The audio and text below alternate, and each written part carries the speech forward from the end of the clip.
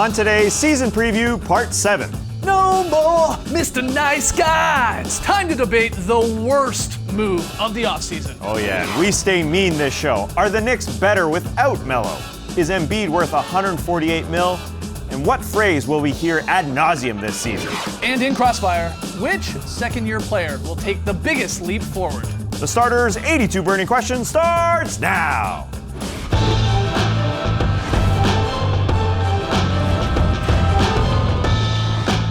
Good evening, Sweet World, and welcome to part 7 of the Starters NBA season preview. Shout out to everyone joining us live right now on NBA TV or a little bit later on YouTube. We're very happy to have you. I'm Jay Skeets, and alongside me, as always, that's Tass Mellis. Thank you for joining us. To his right, the international man of mystery taking it to the max, Lee Ellis. Friend. Lily, and last, certainly not least, down yonder, the bearded one, Trey Kirby. Hey, yo! All right, we are continuing to answer 82 burning questions about the upcoming NBA season.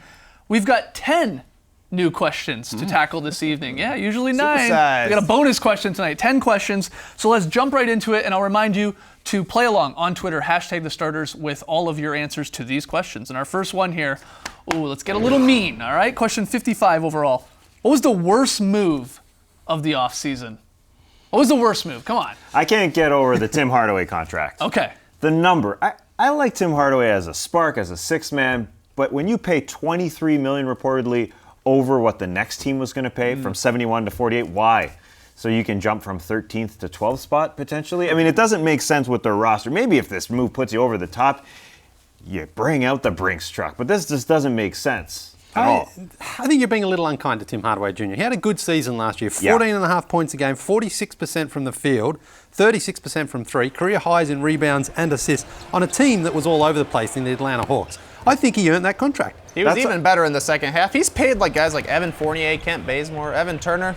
That's kind of right on par with Tim Hardaway. No. But with those guys, that was in the crazy summer where there was mad cap space. It was a little different. But the Knicks are 20th in payroll. He's their third highest paid player. They're getting him through his prime. I think the Tim Hardaway contract is fine. He was scoring great for the Hawks in the second half of the season. Like you said, his stats were great for the whole year. Second half, even better. Hold on a sec. The price tag of milk at the store is $4.55. You don't walk up to the counter and say, I'll pay $9. Yeah, maybe that's exactly what you're buying organic, though. Well, the price tag's not $4.55. If you can afford it, no big deal. Okay, well, you disagree with this one. Who do you have? What's the worst move? Well, I've actually gone with Gallinari, Danilo Gallinari to the Clippers in a sign and trade there, 3 years and $65 million. The reason I don't think this is a great move is his health. Danilo Gallinari struggles to stay on the court. The last 3 seasons alone, he's missed 73 games, and that was coming after he missed the entire season prior to that.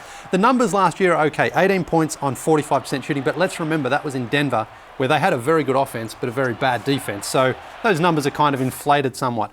I don't mind the spacing there, and you know, it gives the Clippers another shooter. He says they got the best front court in the NBA, possibly, with Gallinari, Blake, and DeAndre Jordan. He's not a great defender, and he's not a great rebound. Doesn't give you a whole lot else. But again, it's the injury concern. He had an injury-plagued career. I just think that might come back to haunt them. $20+ million a year for 3 years. I'm kind of with you. Not necessarily just Danilo Gallinari, but when you couple that with the Blake Griffin contract, they're paying those two guys $50 million a year. And like you're saying, Danilo is an injury risk. Blake Griffin is too. He's missed 15 games at least the past 3 seasons, and he's the healthy one of those two. They're both good players. I think they're going to be a great fit. Yeah. I don't think you necessarily need Gallinari to rebound when you have Blake Griffin and DeAndre Jordan. But when you couple it all together with those two guys making that much of your salary cap for at least 3 seasons, Blake's on the books for 5 years. That's a lot for not knowing for sure that you're going to get 100% out of a season for either of those two guys. It felt a little bit like a desperate move knowing that Chris Paul was gone. They didn't want anyone else to leave. Sure. So the Clippers sort of had to open up the wallet there. And again, getting Gallinari, he can be a good player, but how many games are you going to get out of him this year and then over the final 2 years of that contract? That's my concern. Felt a little like a Doc move. It felt like Doc the Gym, even though he's come back to the coaching ranks and solely the coaching ranks. It felt like a guy who's played well against him that's realistic, and give him a little cash. What did you think about the Pau Gasol move? I thought it was an interesting summer with the Spurs there in general, but he opted out of his $60 million deal, and people thought, okay, maybe that makes sense. He did it, he said, to help the organization, that maybe they can then go get some other pieces. In the end, they didn't add a whole lot. Rudy Gay comes into the mix, but then they re-sign Pau Gasol to a 3-year, $48 million deal. This guy's 37 years old. Pau Gasol is headed to the Hall of Fame. He was a fantastic player, is still a solid contributor. But man, when he's 39 in this deal, that was just shocking to me, just sort of the length there and the $48 million. And that last year, even if they waive him before the start of the 2019-20 season, they're still guaranteed for like $6 or $7 million. Am I the only one that was a little surprised by that? No, I was surprised as well, just again, as you mentioned, the length there. But it's almost like because he's been a Spurs player, they rewarded him like a Spurs player. Richard Jefferson style. Yeah, but 37, that's old to be giving a guy 3 years, that much money there. But I guess they didn't want to lose him because the Spurs, again, other than Rudy Gay, didn't really make any significant moves. They re-signed Patty Mills there and Manu came back. But they were probably a little concerned that Powell might have left as well and left them a little thin up front. All right, And next. they definitely are thin up front, like you're saying. Dedmon has moved on. Joffrey Laverne is their only other big guy, but I think that's probably why they paid Powell so much money, because they need somebody else to bring off the bench who has some height to him. It's very possible. All right, question 56, a fun one. We do this every year with the season previews. Let's look ahead to the dunk contest in February, guys. I want to know who is your must-invite dunker. Who has to get that invitation?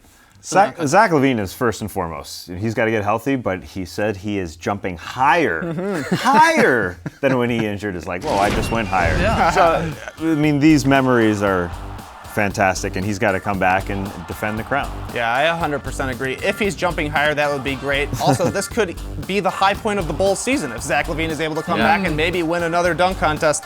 I would love to see him. Another guy I think that a lot of people want to see, some of you guys I'm sure as well, Dennis Smith Jr. Oh, yeah. He seems to have the zeitgeist of the best dunker in the league right now. He looks like a young Derrick Rose is who he's compared to a lot. Steve Francis is another guy he reminds me of just because he's so powerful for being a little guy. And so that's all you need to do, some of those warm-up line dunks. Sure. Just those throw down those reverses, get You the don't legs need the going. props. You No, don't you need don't the need all that. props. But what about Larry Nance Jr.? Like every year, in the top 10 players when we're compiling, he's always in there for dunking guys. He got incredible hops from his pops, and I think Hops on pops. I think it would be great to just see him out there because he has got that real appeal. I think he's got the flair and he's got the athleticism. He'd be fantastic to watch. Do you think Glenn Robinson III won it last year? It was a bit disappointing, obviously, from the 2 years prior. 15 and 16 were unbelievable shows. Do you think, though, if you win it, you're an automatic come on back and try and defend the title? Again, he's injured right now. He should be hopefully good by February. But what are your thoughts on that? Do you care at all, or are you like? If a you guy gotta wants, defend the crown. if he wants to come back, Yes. then he's got a spot. I think not only It's like being part of the host nation of the tournament. Sure. You got a spot. I sort of agree with that. I would like to see, obviously, Glenn Robinson try to defend the title there, but also Derrick Jones Jr. How many juniors can we get in this thing? All juniors. All juniors. Dennis Smith Jr., Larry Nance Jr., why not Derrick Jones Jr.? He had some great dunks. He got a little happy with just jumping over people. But I do think as a super, super young guy, this was obviously his biggest stage that he had been on in his NBA career. I'm sure there was some nerves involved, so I could see him in a second year being a little more comfortable, a little more confident, and the guy can leap, so I think he could put on a show. And you just learn from the first time I think as so. well. You bring it your first dunk. You don't save Yes, anything. absolutely right, Tess, absolutely right. All right, question 57 here, guys. Sticking with the All-Star theme. Who will perform at the All-Star game in LA? Who do you have? There's only one answer. It's this guy. Lee Ellis? Yeah. Hey, Ellis. You want me to Yeah. what, karaoke up there or something? Oh, no. Beautiful voice. We've got a musical plan. Our producer, JD's got a musical plan. Here it is. There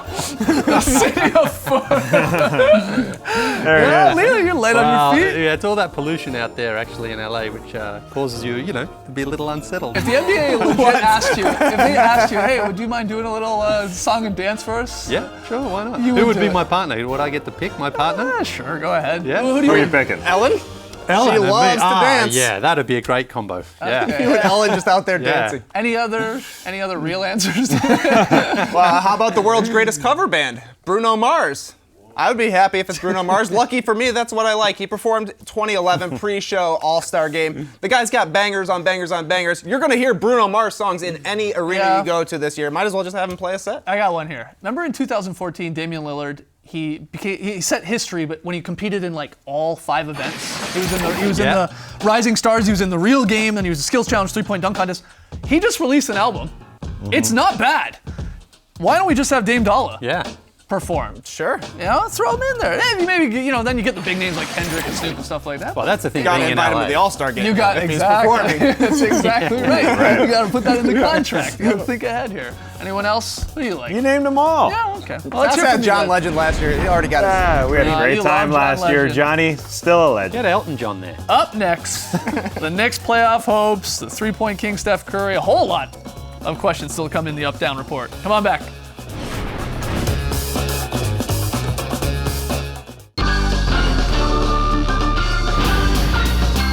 right into the up-down report. Question 58 of our 82 burning questions about the upcoming NBA season is this: will the Knicks be better without Carmelo Anthony? Thumbs up or thumbs down? No. Ket? Wow, you guys are torn. On the court, maybe not this season, but in the long run, yes, they will be better. They had to move on. They had to move on from Melo. That relationship was over. It has to now be Kristaps Porzingis' team. There's no Phil there. There's no Melo there. I think it's a fresh start again in New York. It seems to sort of happen every couple of years. Yep. But I admit, no disrespect to Melo. He's a fantastic player. But it was time for him to go, and I think the Knicks will be better off for it. But not better this year. No. They won 31 games last year. They brought in Tim Hardaway on a big contract, but they're not going to play a lick-a-lina of defense at all. Not one. They That's just been don't their have the problem roster. for 15 years. Yeah, and they didn't address it. No. No, Tim Hardaway doesn't address that. Noah's coming back. I mean, he's not the same player he was, but they need him there. If their defense is going to improve, they need to have a healthy Joakim Noah. They're going to be a lot more fun to watch. They're not going to be better for sure, but they're going to play a little bit more modern game. They seem to have young guys who are chomping at the bit to run up and down, and they're going to be playing a little bit more space and space, whichever you want to say it. The Knicks will be more fun to watch, but Melo was a huge part of their team last year. The guy can still score. They went 2-16 without Melo over the last 2 seasons when he wasn't in there. So their Who's best- getting buckets at the end is the question. Yeah, that's fair. Who's Timmy? their best ball handler is a question. yeah, the point guard maybe spot's Tim? not great. It's not great No, in New York. yeah, it's Classic probably Knicks. Tim, but he's not a ball handler per se. No, it's true. All right, question 59 overall. This one coming through Devin P on Twitter. He asks, will Curry again lead the league in three-pointers made? Thumbs up or Yes, thumbs we're up? in the prime Wow, here. Lee Ellis Yeah, didn't yeah. hesitate. Yeah, no at one all. actually gets close to him, not even his own teammate Klay Thompson, who you just sort of see him just hitting threes all season long. Steph beats him usually by 40 or more every single season, so I don't see anyone overtaking Yeah, him. what are we at? 5 years running Yes. of Steph Curry leading the league in three-pointers made, and there's no reason to pick against him here? On good percentages while he still maintains the point guard role Yeah. on a team. It's incredible. I mean, we sort of overlook Steph now because we kind of take him for granted because he's been doing it a long time. This is the guy who's going to That's win it crazy. year in and year out. It's going to be him until it's not him anymore. The question for me is who's going to be the next guy, because he's in the same age band with, Klay Thompson, James Harden, Damian Lillard, the guys who are kind of right behind him. So you have to imagine he's going to keep beating them every single year until he's old. So maybe a guy like Brad Beal, maybe a guy like Devin yeah. Booker, 2 of your favorites, Yeah. maybe even Ham Pillow Gary Harris. Who knows? Oh, I It's thought going you to were be a gonna say- while though. I thought you were going to say Ham Jose Calderon there. Hey, for a second. he's playing with the Cavs this year. He's a little, all right. They let it Okay, that fly. was an easy one. I agree with you guys. All right, question 60 overall. This is a good one. Is Joel Embiid worth the $148 million contract that he just signed? I'm going to say yes. Yes. Lee says no. Why are you hating, Lee? No, I'm not hating. I mean, look, we all love Joel Embiid. We all love money, I thought you were going to say. No, well, we I do love like money $140 too. million. We all love what we've seen from We him, like it, but we don't I just, love it. I just don't think 3 years worth of what we've seen from him on the court deserve that sort of a salary rise right now. Okay. It's going to be there next season. So your whole thing is, what was the hurry? exactly. What yeah. was the hurry? Yeah. Because you could have still matched anything. Look, if he after you. plays, if he fulfills that contract and plays, let's say 65, 70 games, I think the Sixers will be great and he'll be fantastic and an all-star type player. I just don't think we're going to see that, though, over the course of 5 years. The reason they did it now, rather than waiting to match, is they get to choose the terms of the contract. And if you've read the details of all of the injury clauses and that sort of games played clauses, that wouldn't be the case if another team offered him an offer sheet. You remember, like the Omer Asik contract that the Rockets made so that the Bulls wouldn't want to match it. That sort of thing would have happened because everybody's going to want to take a chance on Joel Embiid. He's an MVP caliber player when he's out there. So I don't think that the Sixers wanted to get stuck with somebody else's contract that they're paying out. Yeah, it was a 35-page contract because they had stipulations in there that if he re-injures those same injuries that he's had, they don't have to pay him anywhere near that $146 million. It would be like if they cut him in the first year of that contract, essentially it'd be like 50% of the money that they would pay him, so $84 million. Yeah. That's a nice discount. So that's part of it. I wonder if something does happen, like what's the gray area there? Where do you get into the nitty-gritty of the What's related medical to world? another Yeah, injury, perhaps. Exactly. That's right. Those consolation injuries, sometimes when you overcompensate for one, does that cause another injury? Consolation ones. Absolutely. I mean, I haven't seen the 35-page document. Maybe it's addressed in there in this contract. an interesting but contract, You're yeah. absolutely right. But overall, you said no-brainer. You This got guy, to, even yeah. in 31 games, looks like a future All-NBA, All-Star type And as player, we've MVP. talked about, the first 6 previews here, they've got to get to a salary floor anyways. I mean, a lot of their guys are so young. Why not give him this money in theory, and then if something does happen, hopefully nothing ever does happen, but if something does happen, then they're, But just that's what I'm saying, through 3 years, history tells us it's going to happen. You know, he's going to struggle to get through. They're even projecting this season, if he can get to 50 games, that'll be some sort of landmark. So if that's what your projection is for a guy in his 4th year, it doesn't look good for those remaining years on that contract. Okay, let's get to the next question here. Question 61. Up or down, guys? Does Kyrie Irving have the best handles in the league? It's something we debate every season. Yeah. Yes. Yeah. Yes. No, Tess. Oh, come on, Tess. Where you going, Tess? Manipulating that so The best showman dribbles, I think Steph's are a little bit more purposeful dribbles, getting to your spot, getting the shot. Kyrie's look a little prettier.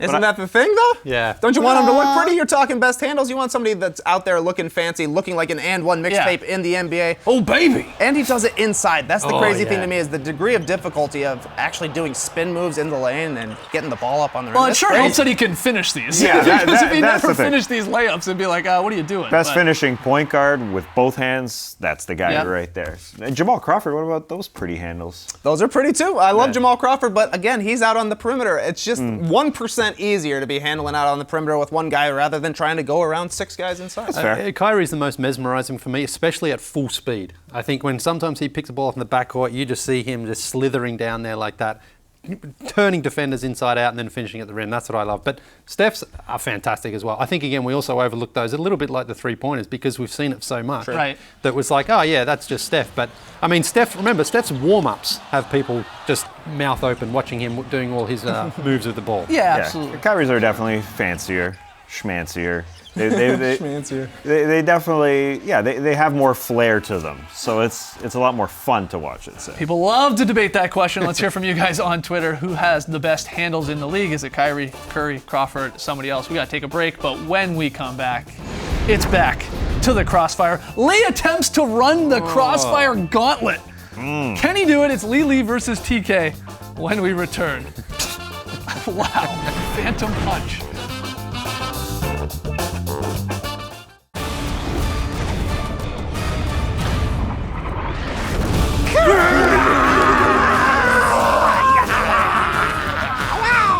Welcome to Crossfire. This is how it works. I'll give these two guys 3 questions.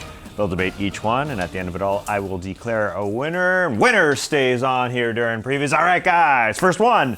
The annual GM survey was released recently on NBA.com. Of the 47 questions posed to the general managers, which question surprised you the most? Here we go. Only 14% of general managers picked Kristaps Porzingis to have a breakout season this year.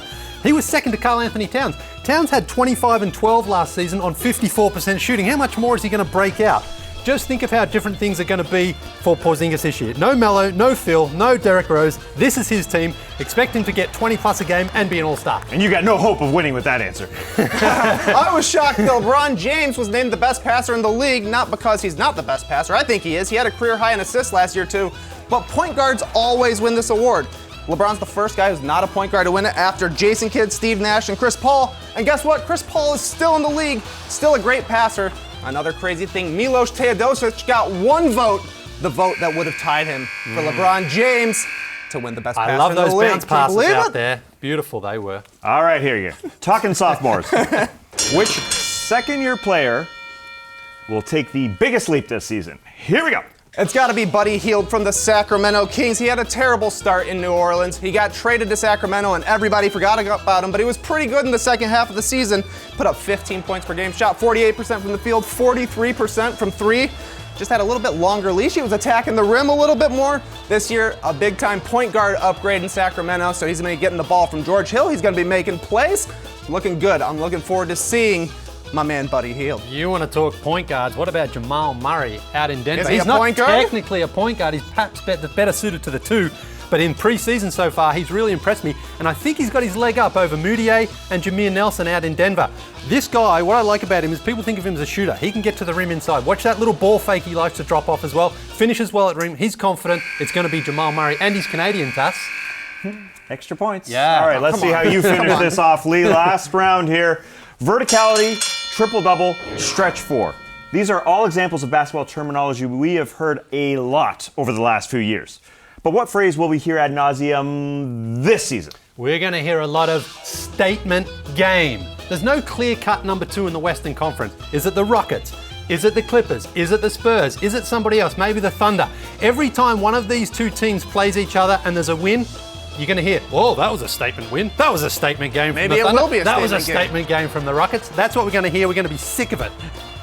Yeah, personally, I think we're going to hear all about chemistry because, like you're mentioning, all those teams have a bunch of stars that they're trying to figure out. Not only are you managing different games, you're managing different egos. So you're going to hear about how's your chemistry, how's the chemistry coming along, what can you do to build chemistry. I haven't heard this much about chemistry since Miss McCoy was teaching me back at Plano High School. Hopefully, we get some Bunsen burner talk here on the starters. If you guys want to talk organic chemistry, don't ask me. Only class I ever had to retake. Sounds like you're trying to make a statement. That was freaky. And for that, and for the Bunsen burner talk, Trey is today's winner. Shout out to Bunsen burners. Shout out to science. Your boy has a health science Shout out to degree. me taking that belt one more time from you, buddy. I don't think so, Tim. Back to back. Check. You gotta take a break when we come back. Fan vote. Is the Ewing theory in play when it comes to Melo leaving the Knicks? We'll see what the people say when we return.